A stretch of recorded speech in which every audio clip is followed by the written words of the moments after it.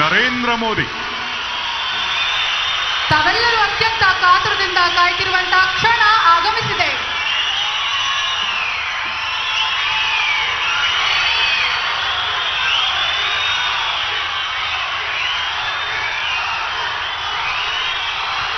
भारत माता की, भारत माता की. ಕರ್ನಾಟಕದ ಸಮಸ್ತ ಜನತೆಗೆ ನನ್ನ ಕೋಟಿ ಕೋಟಿ ನಮಸ್ಕಾರಗಳು.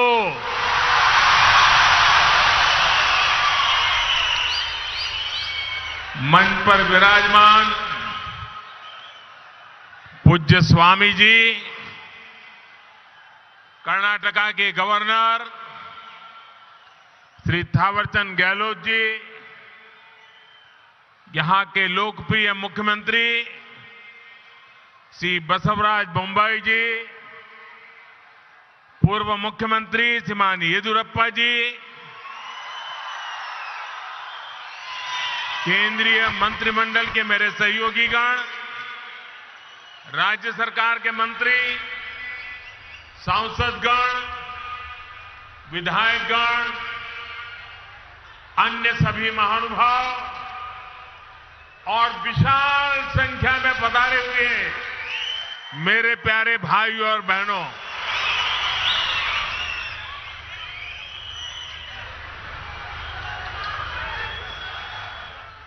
ये मेरा सौभाग्य है कि आज मुझे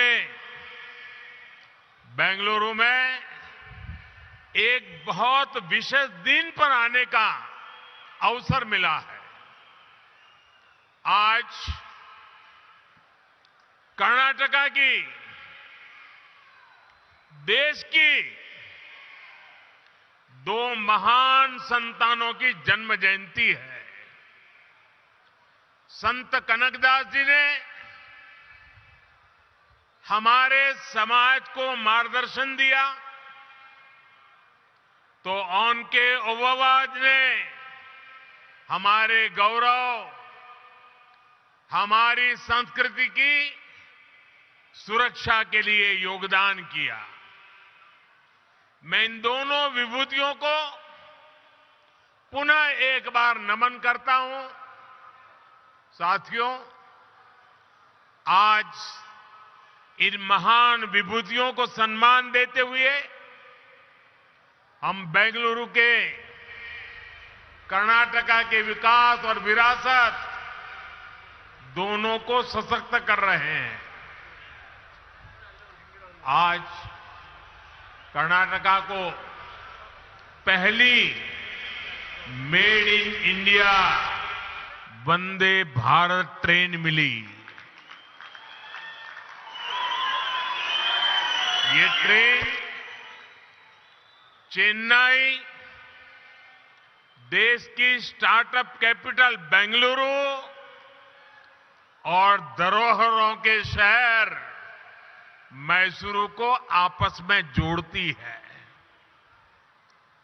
कर्नाटका के लोगों को अयोध्या, प्रयागराज और काशी के दर्शन कराने वाली भारत गौरव काशी दर्शन ट्रेन, इसकी भी आज शुरुआत हुई है. आज केम्पेगौड़ा इंटरनेशनल एयरपोर्ट के दूसरे टर्मिनल का भी उद्घाटन हुआ है.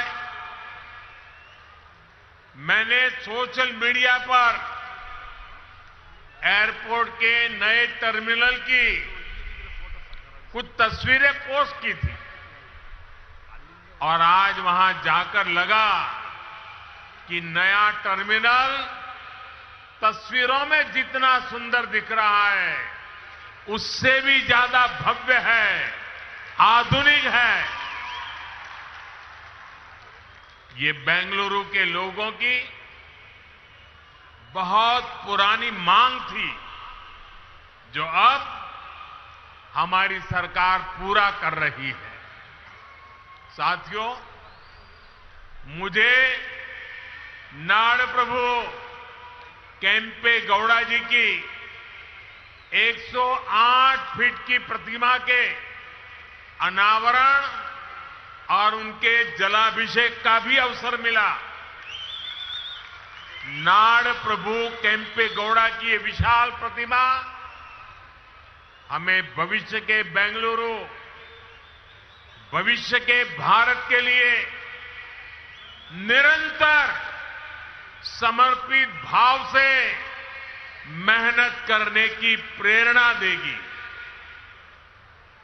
भाइयों और बहनों, ये मेरा सौभाग्य है कि आज पूज्य स्वामी जी ने जिस प्रकार से आशीर्वाद दिए, जिस प्रकार से भावना प्रकट की, मैं हृदय से उनका आभार व्यक्त करता हूं। साथियों, आज पूरी दुनिया में भारत की पहचान स्टार्टअप के लिए है और भारत की इस पहचान को सशक्त करने में बहुत बड़ी भूमिका हमारे बेंगलुरु की है। स्टार्टअप सिर्फ एक कंपनी भर नहीं होता, स्टार्टअप एक जज्बा होता है, कुछ नया करने का जज्बा, कुछ हटकर के सोचने का जज्बा। स्टार्टअप एक विश्वास होता है हर उस चुनौती के समाधान का जो देश के सामने है।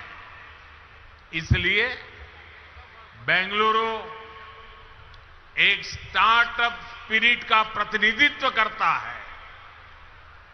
यही स्टार्टअप स्पिरिट आज दुनिया में भारत को एक अलग लीग में खड़ा करती है। भाइयों और बहनों,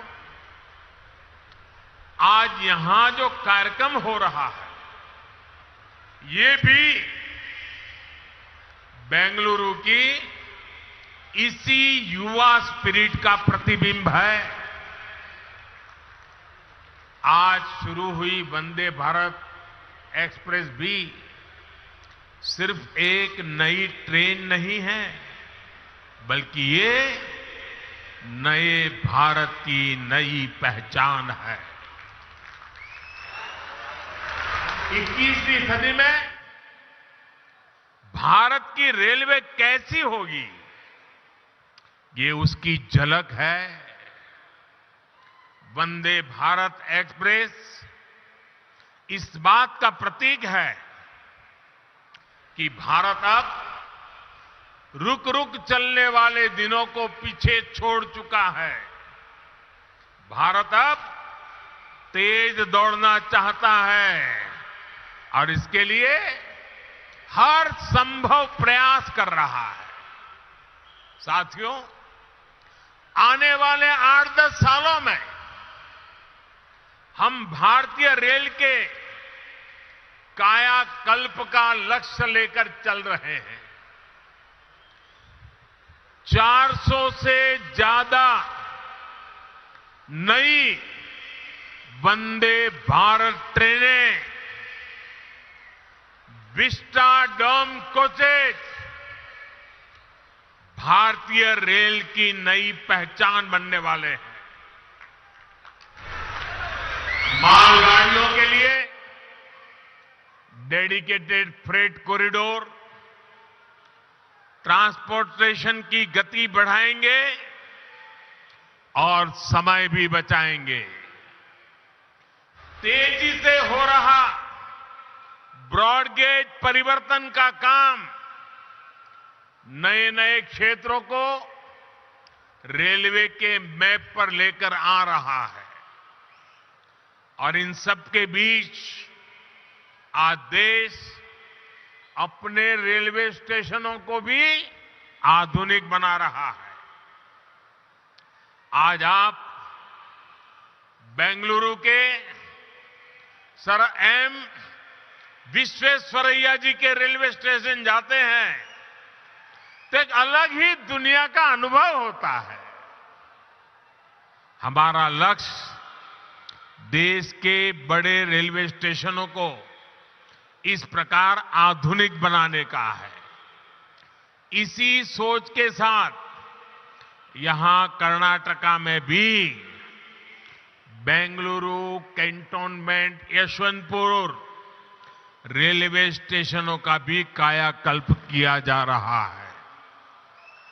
साथियों, विकसित भारत के निर्माण में हमारे शहरों के बीच कनेक्टिविटी की भी बड़ी भूमिका होगी।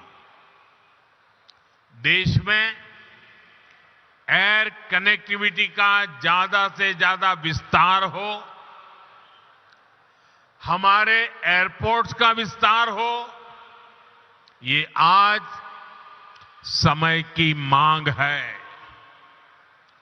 बेंगलुरु एयरपोर्ट का नया टर्मिनल इसका उपयोग करने वाले पैसेंजर्स के लिए नई सुविधा लेकर आएगा।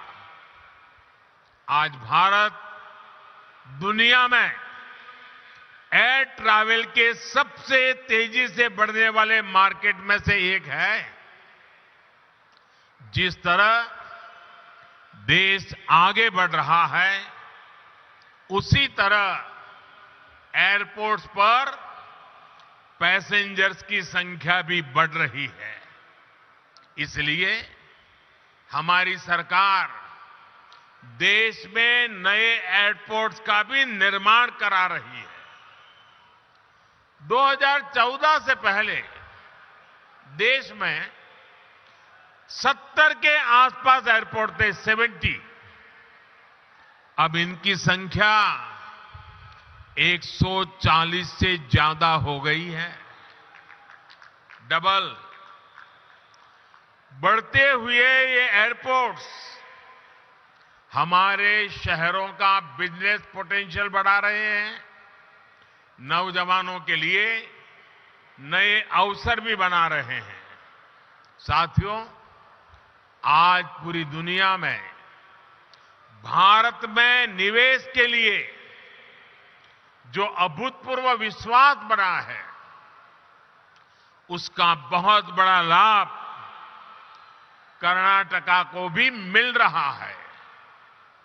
आप कल्पना कीजिए, बीते 3 वर्ष जब पूरी दुनिया कोविड से प्रभावित रही, तब कर्नाटका में लगभग 4 लाख करोड़ रुपए का निवेश हुआ।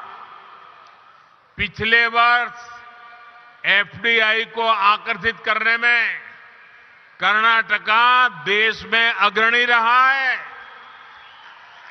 और ये जो निवेश हो रहा है, ये सिर्फ आईटी सेक्टर तक सीमित नहीं है, बल्कि बायोटेक्नोलॉजी से लेकर डिफेंस मैन्युफैक्चरिंग तक हर सेक्टर का यहां विस्तार हो रहा है।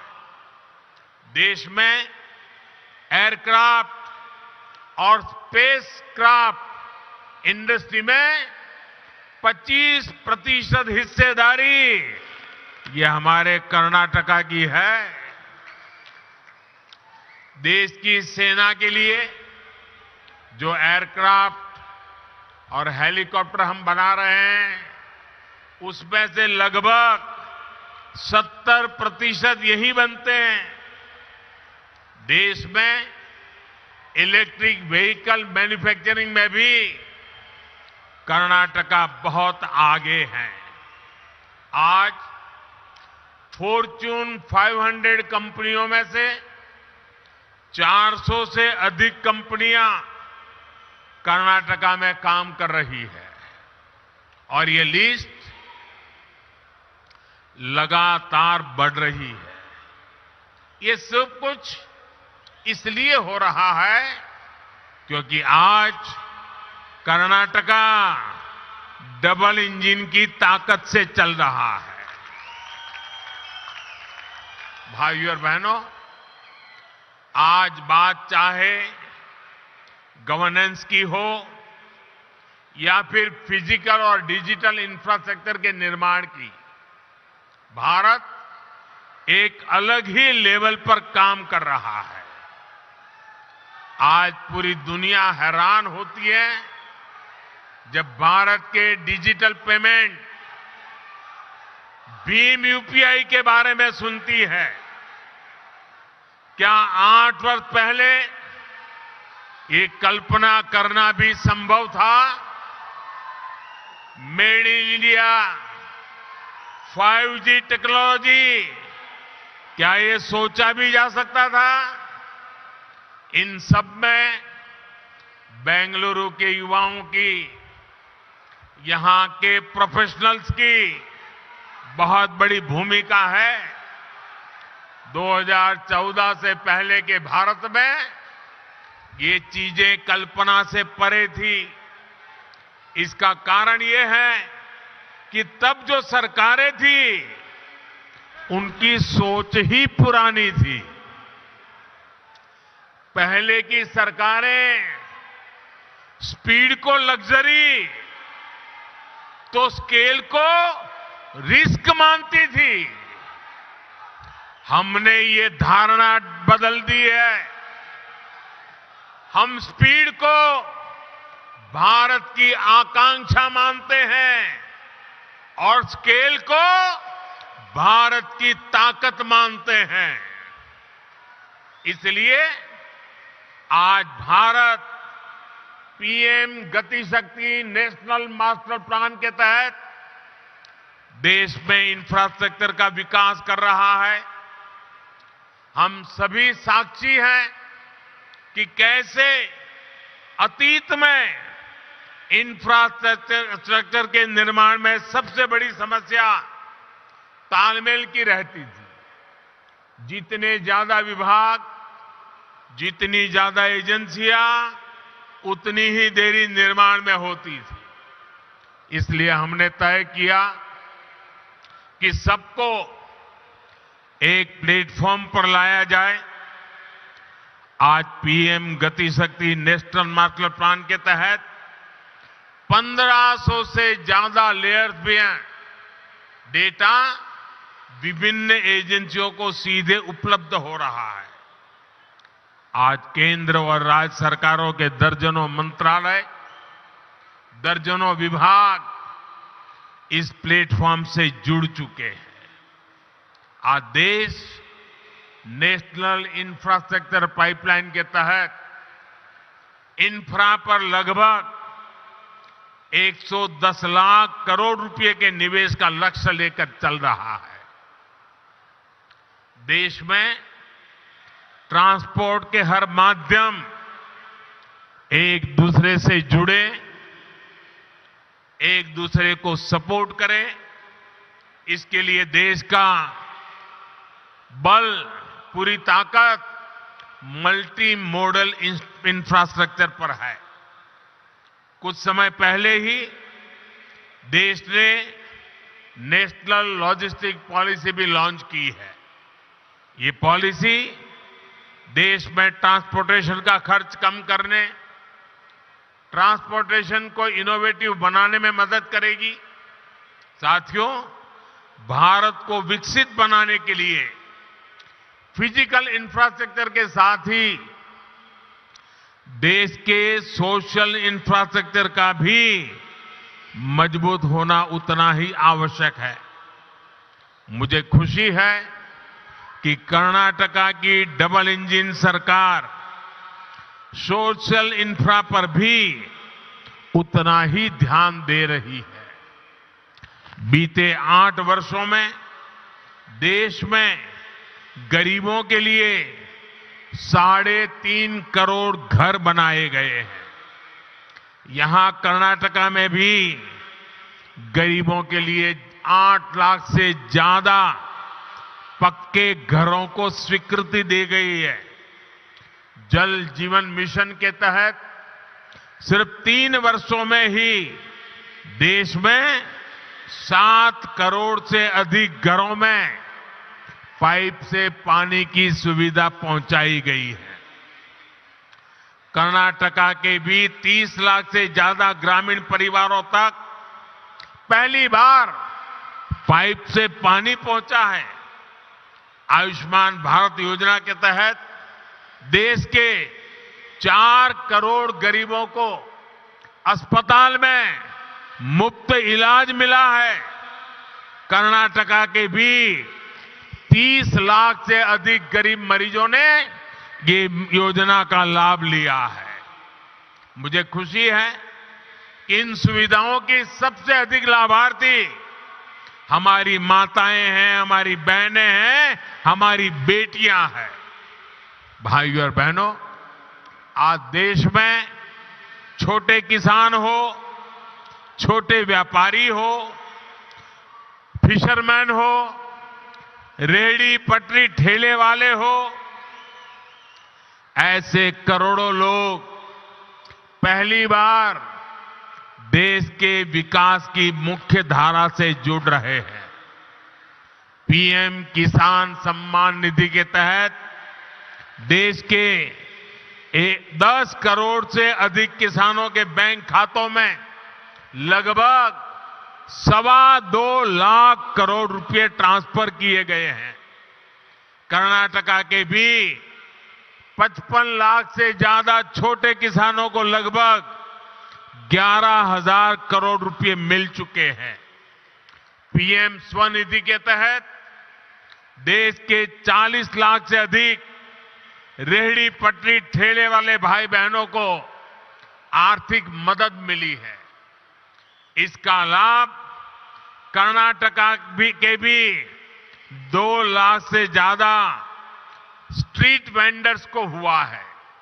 साथियों, इस बार 15 अगस्त को लाल किले से मैंने अपने देश की विरासत पर गर्व की बात कही थी।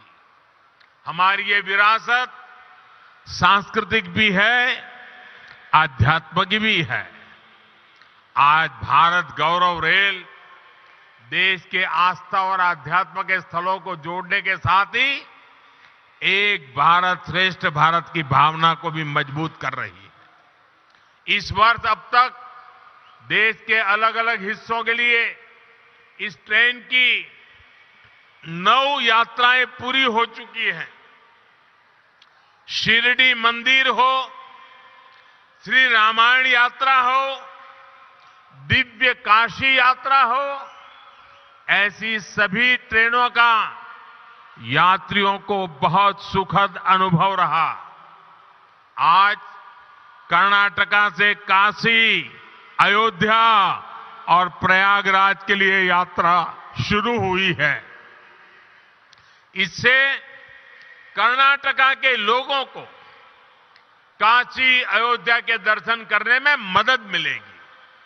भाइयों और बहनों, भगवत भक्ति और सामाजिक शक्ति से कैसे समाज को जोड़ा जा सकता है, इसकी प्रेरणा हमें संत कनकदास जी से भी मिलती है।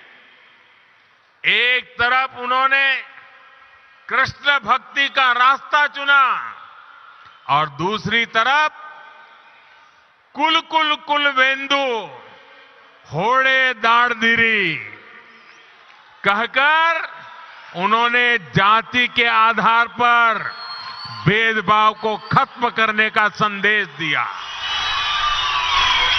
आज पूरी दुनिया में मिलेट्स यानी मोटे अनाज के महत्व को लेकर के चर्चा हो रही है।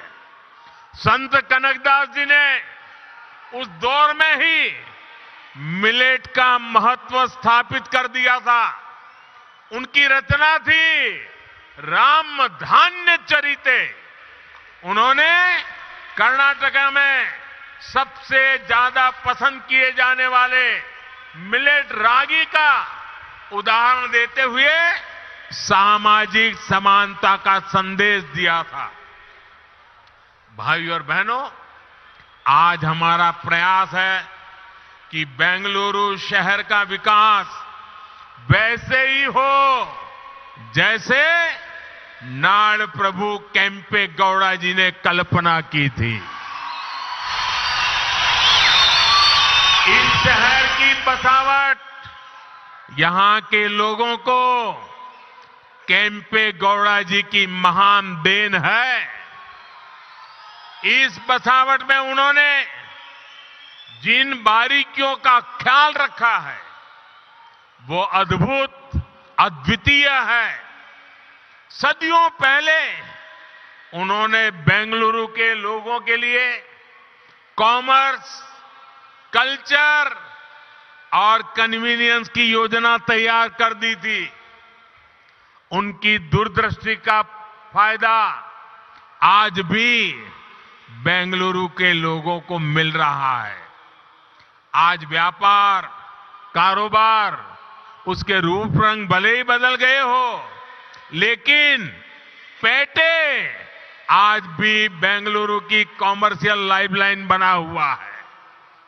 नाड़ प्रभु केम्पे गौड़ा जी का बेंगलुरु की संस्कृति को भी समृद्ध करने में अहम योगदान है।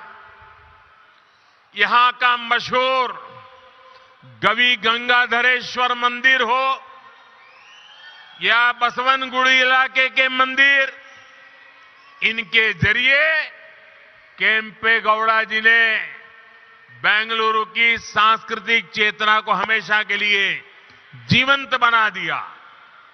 बेंगलुरु शहर के लोग इस शहर की ऐसी बेमिसाल बसावट के लिए केम्पे गौड़ा जी के हमेशा आभारी रहेंगे।